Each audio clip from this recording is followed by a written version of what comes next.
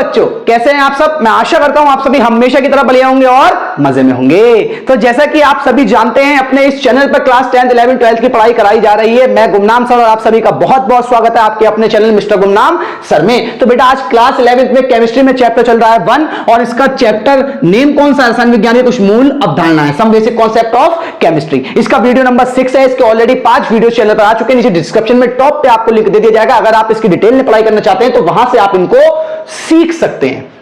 ठीक है, बाकी मैं कहना चाहूंगा अगर आप रट्टा मार स्टूडेंट है तो भाई वीडियो से अभी एग्जिट कर जाइए, और अगर सीखने वाले विद्यार्थी हैं तो थोड़ा सा समय आप अपने यहां पर दीजिएगा और टॉपिक आप सीख कर जाएंगे। और अगर यार हमारे चैनल के माध्यम से पढ़ाई करना चाहते हैं तो आपको daily classes step by step complete syllabus आपको मिल जाएगा फ्री ऑफ कॉस्ट। कोई पैसा नहीं जाएगा कभी भी, ना आज जा रहा है ना सालों बाद जाएगा। आप ढेर सारे लोगों को लाकर यहां पर पढ़ने के लिए कितना भी लोगों को क्यों ना ले आइए, कितने भी लोग क्यों ना आ जाएं, ठीक है, लेकिन मैं हमेशा आपको फ्री पढ़ाने वाला हूं। दूसरों की तरह कभी मैं अपने चैनल पर किसी भी कोर्स के लिए एक भी चवन्नी का खर्चा नहीं रखने वाला हूं। अब आज हमारा जो आज का टॉपिक है वो क्या है बेटा? आज का हमारा टॉपिक है मोल संकल्पना। एक हम और पढ़ेंगे, मोलर द्रव्यमान नहीं पढ़ेंगे, लेकिन हमारा मेन टॉपिक आज से क्या है? मोल संकल्पना। और मोलर द्रव्यमान के बारे में भी यहीं से आपको क्लियर हो जाएगा कि मोलर द्रव्यमान क्या होता है। देखो मोल संकल्पना, देखो मोल क्या है ना? मोल एक प्रकार का एक यूनिट है। यूनिट है मतलब क्या? इकाई है एक प्रकार की। अब कैसे? इकाई क्या भाई? मोल जैसे क्या हुआ ना, जैसे पदार्थ होता था, तो पदार्थ में आप सभी ने अभी पिछले चैप्टर्स में या पिछले क्लासेस में वीडियोस में पढ़ा होगा, या केमिस्ट्री में अपने पिछले क्लासेस में पढ़ा होगा कि पदार्थ जो होता है ना वो छोटे छोटे कणों से मिलकर बनाता है। वो इतने छोटे होते हैं कि हम उन्हें आंखों से देख नहीं सकते। तो जब हम उन्हें आंखों से देख नहीं सकते तो हम उनकी संख्या की गणना कैसे करेंगे? उनकी संख्या की गणना? तो भाई क्या करा गया ना, उसके लिए ही एक यूनिट बनाया गया जिसे बोला गया मोल। और इसे SI पद्धति जो है ना आपकी, सिस्टम ऑफ इंटरनेशनल, उसमें इसको जगह दी गई। ठीक है, उसकी जो 7 इकाइयां हैं ना उसमें एक इकाई ये भी है मोल। पदार्थ की मात्रा मोल, इसका यूनिट क्या होता है? मोल। अब मैं आपको ना थोड़ा सा बताता हूं भाई मोल है क्या। मोल में हम क्या करते हैं ना, हम पता लगाते हैं कि कणों की संख्या कितनी है। अब आप कणों की संख्या कह लो, या आप कह लो परमाणुओं की संख्या कितनी है, या आप कह लो अणुओं की संख्या कितनी है। ठीक है, सब निकालना सिखाऊंगा, परमाणुओं की संख्या भी निकालना सिखाऊंगा, अणुओं की संख्या भी निकालना सिखाऊंगा, आपको कंप्लीट सिखाऊंगा। मैं यहां कुछ चीजें ऐसी भी सिखाऊंगा जो बुक में नहीं दी गई है, फिर भी मैं आपको सिखाऊंगा जिससे आपकी केमिस्ट्री और मजबूत हो सके। तो देखो क्या होता है ना, जैसे कि अभी इसको रखते हैं साइड में। जैसे आप मार्केट में केले लेने जाते हो तो आप उससे क्या कहते हो? आप उससे बोलते हो भैया 1 दर्जन केले कितने के हैं, 1 दर्जन केले कितने के हैं। और 1 दर्जन में जब आप उससे केले मांगती हो तो वो कितने देता है? 12 पीसेस देता है। देता है नहीं देता है? 1 दर्जन केलों के लिए कितने पीस देता है? 12 पीसेस देता है। तो अब केलों को बेचने के लिए ये यूनिट केवल केलों को बेचने के लिए नहीं है। आप कोई भी चीज ले लो, अगर आप किसी से दवाई खरीद रहे हो, आप उससे कहो मुझे 1 दर्जन चाहिए, मतलब वो समझ जाएगा कि आपको 12 पीसेस चाहिए। तो 1 दर्जन का मतलब क्या है? उसका मतलब, उसका मेन मकसद केले बेचना नहीं है, ना ही केलों से लेना देना है। दर्जन का मतलब है कि 12 पीस। अब केले मार्केट में दर्जन से बिकते हैं तो हम केलों के लिए दर्जन का इस्तेमाल कर लेते हैं कि भैया 1 दर्जन केले दे दो। जैसे ही वो बोलेगा 2 दर्जन केले, तो 12 की 2 से गुणा कर दो तो 24 केले हो गए। ठीक है, इस तरीके से क्या होता है ना, अब 12 पीस खरीदने थे तो हमने दर्जन यूनिट का इस्तेमाल कर लिया। अगर आपको 20 पीस खरीदना हो, कितने पीस खरीदना हो? 20 पीसेस खरीदना हो तो हम इस्तेमाल करते हैं 1 स्कोर का। 1 स्कोर का मतलब अगर हमें 20 चीजें खरीदना है, एक ही जैसी 20 वस्तुएं खरीदना है, तो हम उससे क्या कहेंगे? भैया 1 स्कोर कितने का है? अब 1 स्कोर, इस वर्ड के बारे में जल्दी ज्यादा लोग नहीं जानते होंगे, क्योंकि मोस्टली क्या होता है ना, जिन लोगों ने ये चीज सुनी होगी वो तो बता देंगे कि 1 स्कोर में 20 पीसेस। मतलब अगर हम किसी केले वाले से कहते कि भैया 1 स्कोर केले कितने के हैं, आपको सोचने पड़ जाएगा अरे ये स्कोर क्या होता है? केले बेटे दर्जन में बिकते हैं।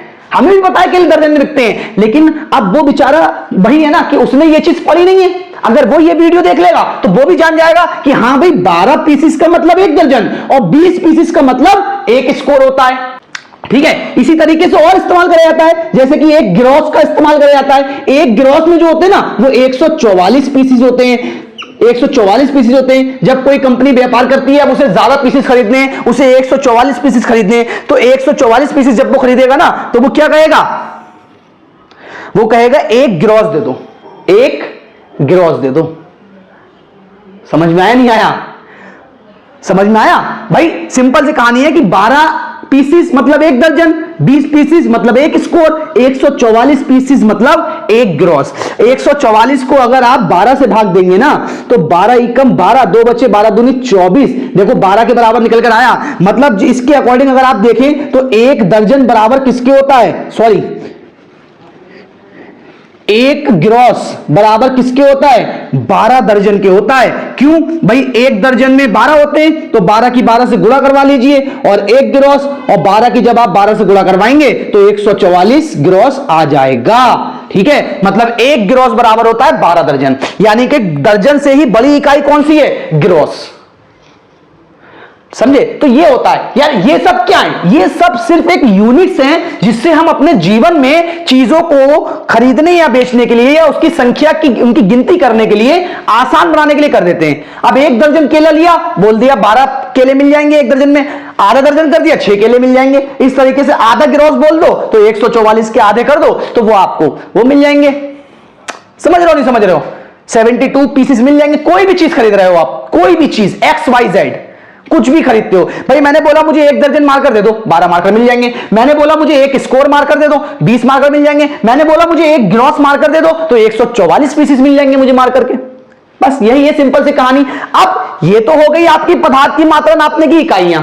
इसी तरीके से एक इकाई बना दी गई पदार्थ के लिए जिसको नाम क्या दिया गया, मोल दिया गया, और उसके ऊपर एक संकल्पना दी गई, उसके बारे में बताया गई कैसे गणना की गई, उस गणना को बोल दिया गया मोल संकल्पना। अभी बताऊंगा मोल संकल्पना क्या है। अब मोल का मेन मतलब क्या है कि भाई हम पता लगा सके किसी पदार्थ में कणों की संख्या कितनी है, हम पता लगा सके किसी पदार्थ में परमाणुओं की संख्या कितनी है, हम पता लगा सके किसी पदार्थ में अणुओं की संख्या कितनी है।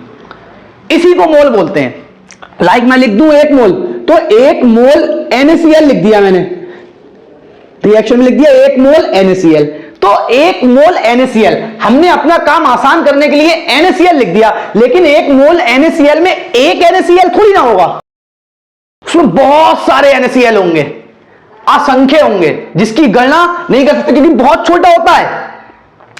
अब अभी सिखाऊंगा कितने होंगे, वो भी सिखाऊंगा कितने होंगे। पहले मैं साइड में जाता हूं, यहां से जो चीज आपको लगता हो आपके लिए इंपॉर्टेंट है स्क्रीनशॉट ले लो, लिख लो, फिर मैं आपको आगे लेके चलता हूं मोल संकल्पना पे। तो देखो बेटा, मोल संकल्पना क्या होती है, इंपॉर्टेंट टॉपिक है, बहुत पूछा जाता है मोल संकल्पना के बारे में। देखो, किसी पदार्थ की वह मात्रा जिसमें C12 कार्बन का जो C12 वाला समस्थानिक होता है, समस्थानिक के ठीक 12 ग्राम में उपस्थित परमाणुओं की संख्या में जितने परमाणु या आयन या अणु उपस्थित होते हैं, एक मोल कहलाती है। मतलब एक मोल में कई सारे परमाणु हो सकते हैं, एक मोल में कई सारे आयन हो सकते हैं, एक मोल में कई सारे अणु हो सकते हैं, और ठीक कितने, जितने की C12 समस्थानिक के ठीक 12 ग्राम में उपस्थित होते हैं उतने ही होंगे। समझ रहे हो? C12 को आधार मानकर एक यूनिट बनाया गया जिसका नाम मोल रखा गया, और एक मोल बराबर कितना होता है अभी उसके ऊपर चर्चा करते हैं। देखो क्या हुआ, C12 के परमाणु का द्रव्यमान फाइंड किया गया, तो C12 परमाणु के एक परमाणु का द्रव्यमान जो आया ना वो इतना आया 1.992648 गुणा 10 की घात -23 ग्राम। एक परमाणु का द्रव्यमान इतना आया था। तो C12 परमाणु ऐसे लिख लेना K, और यहां पर लिख लेना एक परमाणु का द्रव्यमान कितना आया, 1.992648 गुणा 10 की घात -23, ये आया था। मतलब अब एक परमाणु तो बहुत छोटा होता है ना, अगर मैं सोचो इसकी यूनिट को खोलूं, अगर मैं इसकी यूनिट को खोलकर लिखूं, इधर देखना जरा, 1.992648 गुणा 10 की घात -23 है। अब देखो ध्यान से, अभी ध्यान समझना, देखो मैंने क्या करा, इसका पॉइंट हटाया, 0 बढ़ाए, कितने 3 और 3 6, तो 10 की घात 6 नीचे आया, ऊपर जाके कैसे हो जाएगी, माइनस की हो जाएगी। अगर मैं इसको नीचे ले आऊं तो ये प्लस की हो जाएगी, तो 10 की घात 23 को नीचे ले आते हैं, प्लस की हो जाएगी, 23 और 6 कितने हो जाएंगे 29, इसको हटाया, हो गया 10 की घात कितना 29। अब क्या करते हैं, इस 29 जीरो को हमें पीछे हटाना है, ठीक है, तो क्या करेंगे, पहले जो संख्या है उसे लिख लो, 8 4 6 2 991। यहां तक देखो 1 2 3 4 5 6 7 संख्या है, 29 संख्या पीछे पॉइंट लगाना है। 8 9 10 11 12 13 14 15 16 17 18 19 20 21 22 23 24 25 26 27 28 29। यहां आएगा पॉइंट और ये आएगा 0। मतलब इस संख्या को अगर मैं सीधा करके लिखूं तो आपकी ये बनेगी 1 2 3 4 5 6 7 8 9 10 11 12 13 14 15 16 17 18 19 20 20 3 6 और 1 7 21 1 9 9 2 6 4 8 ये बनेगी। इतने ग्राम। एक कार्बन परमाणु का भार कितना होता है? केवल एक कार्बन परमाणु, जो कार्बन का सबसे छोटा परमाणु होगा, उसका भार कितना होता है? इतना होता है। अब इस भार को सोचो कितना छोटा है यार, 1 ग्राम से भी कितना छोटा है। देखो इकाई, दहाई, सैकड़ा, हजार, 10,000, लाख, 10 लाख, करोड़, 10 करोड़, अरब, 10 अरब, खरब, 10 खरब। भैया गिनती खत्म हो जा रही है, गिनती खत्म हो जा रही है, लेकिन उसका मान देख रहे हो। हमें जितना आता था हमने बोल के देख लिया भैया, उसके आगे तो देखो मान कितना लंबा जा रहा है और पॉइंट में है, पॉइंट में। तो ग्राम में कितनी छोटी मात्रा है, बहुत ज्यादा छोटी मात्रा है, जिसको हम कैलकुलेट कर ही नहीं सकते। तो क्या करा गया, अब बार बार इसकी मात्रा की अगर हम क्रिया करवाएंगे तो कैसे कैलकुलेट करेंगे। तो इसी मात्रा को क्या करा गया ना, इसको थोड़ा बड़ा करने के लिए मोल की खोज की गई। तो फिर क्या किया उन्होंने, कैसे करा, उन्होंने कार्बन के 1 मोल का द्रव्यमान निकाला। कार्बन के 1 मोल का द्रव्यमान, भाई कार्बन का परमाणु भार आप सब जानते हो कितना होता है, 12 होता है। तो कार्बन के 1 मोल का जो द्रव्यमान था ना, वो 12 ग्राम था, 12 ग्राम। और ये हम सब जानते हैं कार्बन का परमाणु भार कितना होता है, 12 होता है। तो बेटा कार्बन के 1 मोल में परमाणुओं की संख्या जब निकालेंगे, परमाणुओं की संख्या 1 मोल में, तो क्या करेंगे ना, मोल बराबर क्या होता है, ग्राम बटे में अणु भार। तो आप क्या करो भाई, यहां पे ये वाला फॉर्मूला इतना वर्क नहीं करेगा, वो तो मैंने बस लिख दिया समझने के लिए आपके लिए। यहां पे अगर आप इसको हटा भी देते हो, तो अगर कार्बन के 1 मोल में परमाणुओं की संख्या आप निकालोगे तो कैसे निकालोगे, कार्बन का जो ग्राम में भार है और एक कार्बन परमाणु का जो ग्राम में भार है, कार्बन के ग्राम में भार को एक परमाणु के भार से क्या कर दो, भाग कर दो। अब एक परमाणु का भार इतना होता है, जब आप 12 से इसकी भाग करेंगे 1.992648, अंदर रखेंगे 12, और जब आप ये भाग करेंगे ना, तो आपका मान निकलकर 10 की घात -23 है, तो आपका मान निकलकर ये आएगा, ये आएगा आपका मान निकलकर 6.022 गुणा 10 की घात 23, ये मान निकलकर आएगा। और ये मान जो होता है ना, ये मान ही बराबर किसके होता है, 1 मोल के होता है। देखो कार्बन के 1 मोल में परमाणुओं की संख्या इतनी होगी। अब हमें पता चल गया भाई एक कार्बन परमाणु का भार इतना था। अब हमने क्या करा, इसको, इस संख्या को पढ़ना आसान है या 12 ग्राम को पढ़ना आसान है हमारे लिए। हम 12 ग्राम को कैलकुलेट कर सकते हैं जल्दी, या इसको कर सकते हैं, हम 12 ग्राम को कैलकुलेट कर सकते हैं। तो हमने क्या करा, हमने सोचा एक परमाणु का ग्राम में भार कहां लगाते रहेंगे, हमने नहीं सोचा ऐसा, साइंटिस्ट ने सोचा, जिसने ये रिसर्च करी। तो उसने सोचा कि यार कहां बार बार इंसान इसकी मात्रा लगाएगा, इतनी छोटी कैसे याद रखेगा यार। तो उन्होंने क्या करा, उन्होंने बोला कार्बन का ग्राम में भार 12 होता है, ठीक है, कार्बन का जो भार होता है वो कितना होता है, 1 मोल का, वो 12 होता है। भाई कार्बन का 1 मोल का द्रव्यमान 12 होता है। तो उन्होंने क्या करा, उन्होंने बोला इस 12 ग्राम में क्या करते हैं ना, परमाणुओं की संख्या खोज लेते हैं, फिर हम हमेशा काम करेंगे 12 ग्राम पे, और उसके अंदर जो परमाणु होंगे वो पता चल जाएगा। और उस परमाणुओं की संख्या निकालने के लिए इन्होंने कार्बन के C12 समस्थानिक से इसकी भाग करवाई, तो एक संख्या मिली जिसका मान आया 6.022 गुणा 10 की घात 23। अमीडियो आवागाद्रो के सम्मान में इस संख्या को आवागाद्रो स्थिरांक या आवागाद्रो संख्या कहते हैं। नोट करके लिख लेना इसके नीचे, इसको क्या बोलते हैं, आवागाद्रो स्थिरांक या आवागाद्रो संख्या, और इसे Na से लिखा जाता है, A for Avogadro, N for number. तो आवागाद्रो संख्या, आवागाद्रो नंबर, ठीक है, यही वो नंबर है जिसे आवागाद्रो नंबर बोलते हैं, और आवागाद्रो के सम्मान में इसका नाम रखा गया आवागाद्रो संख्या या एवोगाद्रो स्थिरांक। अब आप इन्होंने जब निकाला कार्बन परमाणु का, अब कार्बन परमाणु को ठीक 12 ग्राम में जितने परमाणु हैं, उसी तरीके से दुनिया में जितने भी परमाणु है ना, जैसे हाइड्रोजन है, हाइड्रोजन का ग्राम में भार कितना होता है, हाइड्रोजन का ग्राम में भार 1 होता है, होता ही नहीं होता है। तो अगर हाइड्रोजन का ग्राम में भार 1 मोल में ग्राम में भार 1 है, तो आप उसकी इससे गुणा करवाइए, तो आपको उसके परमाणुओं की संख्या मिल जाएगी। समझ रहे हो।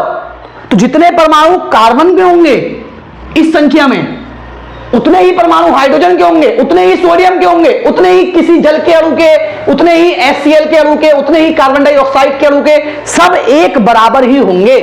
यही तो इसमें बहुत खास बात है कि परमाणुओं की संख्या कैसी आएगी, एक बराबर आएगी। अब सिंपल सी बात आती है, मोल संकल्पना क्या है। पहले आप एक ना स्क्रीनशॉट ले लो, ले लिया। अब मुझे देखो, मैं मोल संकल्पना को थोड़ा और आसान करके बताता हूं आपको, और आसान करके बताता हूं। देखो कितना आसान हो जाएगा यार, बहुत ही आसान हो जाएगा, समझो। देखो क्या करना, एक तो मैंने डेफिनेशन ये बताई आपको।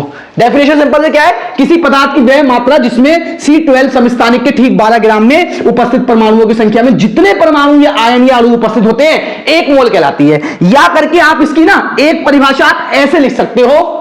अब आप देख लो आपके लिए कौन सा आसान है। सेकंड वाला बहुत ही आसान है। क्या लिखना है, सेकंड वाले से सारे डाउट्स खत्म हो जाते हैं। लिखना क्या है, किसी पदार्थ की वह मात्रा जिसमें उसके 6.022 गुणा 10 की घात 23 कण उपस्थित होते हैं, एक मोल कहलाती है। सपोज आपसे कह दिया जाए, कोई सा भी मान लो, एक मोल x बराबर कितना होगा, 6.022 गुणा 10 की घात 23x, इसके होगा एक मोल बराबर। और जहां पर जो ये x है ना, x जो है वो भाई परमाणु भी हो सकता है, वो अणु हो सकता है, वो आयन भी हो सकता है। समझ में आई बात। अब जैसे आप मान लो, आप निकाल रहे हो एक H2O, एक मोल H2O निकाल रहे हो आप, ऐसे समझ लो, आप निकाल रहे हो एक मोल H2O, तो आप क्या लिखोगे, 6.022 गुणा 10 की घात 23 H2O, ऐसे करके लिख सकते हो, लिख सकते हो। अब आप H2O का अणुभार तो निकाल ही सकते हो। अणुभार होता है H2O का कितना, 18, और जब H2O का आप अणुभार निकालोगे 18, भाई H का O का होता है 16 परमाणु भार, और H का होता है 1, जिसको मोलर द्रव्यमान भी बोलते हैं। अभी मैं इसके बारे में भी बताऊंगा आगे। तो जब इसका निकालेंगे, 2 H है, एक ये है, तो इसका टोटल कितना आएगा अणुभार, 18। तो 18 यहां पे आप इसकी जगह पे 18 लगाइए और इस संख्या से गुणा करवाइए, जो भी संख्या आएगी वो क्या हो जाएंगे, एक मोल H2O में अणुओं की संख्या हो जाएगी। ठीक है, जिसको आप कणों की संख्या भी बोल सकते हैं। तो दूसरी वाली डेफिनेशन ज्यादा आसान है, आप इसका भी स्क्रीनशॉट ले लो, या करके इसे भी लिख लेना। ये हो गया आपका मोल संकल्पना। मैंने बोला था एक टॉपिक यहां पर और करेंगे मोल संकल्पना के साथ में, जिसको मोलर द्रव्यमान कहते हैं। फटाफट से पहले आप इसको स्क्रीनशॉट लेकर लिखो, फिर मैं आपको मोलर द्रव्यमान बताता हूं क्या होता है। देखो बेटा, मोलर द्रव्यमान को और खत्म करता हूं, वीडियो समाप्त करते हैं। मोलर द्रव्यमान आपका क्या होता है, देखो किसी पदार्थ के एक मोल के ग्राम में व्यक्त द्रव्यमान को मोलर द्रव्यमान कहते हैं। बस मोलर द्रव्यमान की ये परिभाषा होती है। देखो जो मोलर द्रव्यमान होता है ना, वो बराबर होता है परमाणु भार के, बराबर होता है आणविक द्रव्यमान के, और बराबर होता है सूत्र द्रव्यमान के। मतलब ये सारी चीजें आपस में कैसी होती हैं, बराबर होती हैं। जैसे आपसे बोल दिया जाए एक मोल H2O का मोलर द्रव्यमान, मोलर द्रव्यमान, एक मोल H2O का मोलर द्रव्यमान। आप H का परमाणु भार जानते हो 1 होता है, O का कितना होता है 16 होता है। अगर मैं जोड़कर लिखूं O का 16 और 2H का 2, तो 16 और 2 कितना हो गया 18। तो मतलब एक मोल H2O के मोलर द्रव्यमान कितना होगा, 18 ग्राम होगा। अब यही तो इसका अणुभार होता है, यही अणुभार होता है और यही वो होता है। फिलहाल एक मोल H2O का जो मोलर द्रव्यमान होगा वो कितना होगा 18 ग्राम। इस तरीके से सपोज एक मोल, अब बोल दे CO2 का मोलर द्रव्यमान। अब CO2, C का परमाणु भार कितना होता है 12, O का कितना होता है 16। कितने O हैं 2, 16 दूनी 32, 32 और 12 44, तो कितना हो जाएगा 44 ग्राम। और यही बेटा इसका अणुभार भी होता है, और CO2 इसका सूत्र है, और सूत्र का द्रव्यमान जिसे सूत्र द्रव्यमान भी कहते हैं। अगर आपसे बोल दे कि सूत्र द्रव्यमान क्या होता है, तो किसी सूत्र के द्वारा निकाला गया द्रव्यमान, उसके सूत्र में जो भी परमाणु हैं उनके द्रव्यमानों को जोड़कर एक टोटल द्रव्यमान आएगा, जिसको सूत्र द्रव्यमान बोलते हैं। सूत्र द्रव्यमान बराबर अणुभार के होता है, अणुभार ही आणविक द्रव्यमान होता है, और आणविक द्रव्यमान बराबर किसके होता है परमाणु भार के। क्योंकि परमाणु भार अभी हम अणु का निकाल रहे हैं तो अणु भार कह लेंगे, जब परमाणु का निकालेंगे तो उसे परमाणु भार कह लेंगे। और बराबर किसके होता है मोलर द्रव्यमान, क्योंकि मोलर द्रव्यमान जो है परमाणु भार भी हो सकता है, आणविक द्रव्यमान भी हो सकता है, सूत्र द्रव्यमान भी हो सकता है। जब भाई मैं खाली H का निकालूं, खाली H का निकालूं तो आएगा 1, इसका मोलर द्रव्यमान हो गया 1। अगर मैं H2 का निकालूं तो इसका मोलर द्रव्यमान हो गया कितना 2। हो गया नहीं हो गया। अब यहां पे ये परमाणु है तो परमाणु का भार, ये अणु है तो ये अणु का भार, और इसका सूत्र H2 है तो इसे सूत्र द्रव्यमान भी कहेंगे। क्लियर, ये होता है आपका मोलर द्रव्यमान। स्क्रीनशॉट ले लो पहले आप जल्दी से इसका भी। ले लिया बेटा। तो देखो ये वीडियो बस छोटा सा ही, ज्यादा इतना कॉम्प्लिकेटेड सा कोई नहीं है टॉपिक। ये सबसे मेन टॉपिक इसमें क्या है, सबसे मेन टॉपिक आपका इसमें मोल संकल्पना, जो मैंने 2 डेफिनेशन बताई, सेकंड वाली डेफिनेशन आप तैयार कर लेना, एग्जाम में आप उससे इजी नंबर ला सकते हो। बाकी मैंने डिटेल में जो समझाया आप समझ लीजिए, अगर कोई दिक्कत होती है तो मुझे कमेंट में बता दीजिएगा। और वीडियो अच्छा लगा है तो अपने साथियों के साथ शेयर करना, उन साथियों के साथ पहले शेयर करना जो किसी कारणवश कोचिंग में जाकर पढ़ाई नहीं कर सकते। तो इसी के साथ बेटा मैं आपसे अलविदा लेना चाहूंगा, फिर मुलाकात होगी आपसे एक नए और धमाकेदार वीडियो के साथ।